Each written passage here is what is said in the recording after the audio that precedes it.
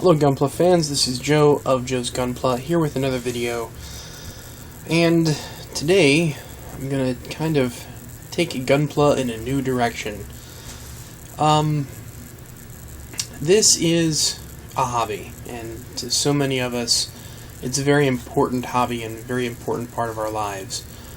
But you know, there's more to it than just the technical aspect of shaping the plastic and painting various gradients of color to create the right shading and highlights on a kit. It can be a true art form, in the sense that you can create something that's, more than just a model of a giant robot. It can be something of meaning, and not to say that, someone who works really hard on a kit to make it look, really realistic or more anime accurate, or messes with the proportions or kit bashes to create something all their own, isn't important to them and doesn't have meaning to them. All of that has meaning to the modeler, but it can be an expression of emotion. It can be an expression of what's in the heart rather than just what's in the mind. So these two kits, they symbolize a huge part of my life in so many ways.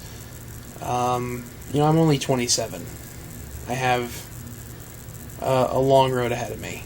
But I spent 5 years with someone who was very important to me, and I was very important to her for that time too. And I shared my hobby with her. And when we split, it hurt. Of course it hurt. Every breakup hurts. It hurts both the person who breaks up and the person who's broken up with. It's a painful process for all parties involved. So, I got to take these kits, which in and of themselves were a memory of the good times, that we shared together, building kits together and all the other things that we did as a couple. And I took those and I turned them into something more than that. I turned them into an art form that, reminds me that, yeah, there were good times, because these exist. These models are here. But, there were bad times, represented by the Zaku especially. And the Gundam represents the good times ahead. Life's not over just because someone walks out of your life. You have to kind of transcend above that heartache and that loss and move on. So, this this project was very personal to me.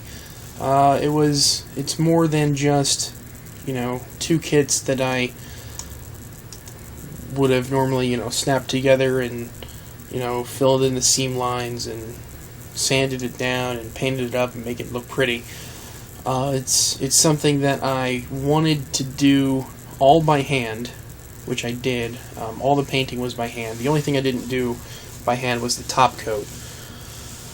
And it was something that, I dedicated to nightly for a few weeks. I was constantly working on these kits because I wanted to take all of my thoughts and emotions and everything and just get rid of them. I wanted to focus them into these two pieces. And I think that's really cool. I think that's awesome that someone can take something as, well, to most people as absurd as, a robot model, and turn it into something very meaningful. I know, a few of you will understand it, and some of you won't understand it, but I hope that all of you see them as, decent pieces of work. There are a few flaws as far as the technical aspect goes, especially in the Zaku's paint job. But, I learned a lot as a modeler just from this experience, but I also learned a lot about myself.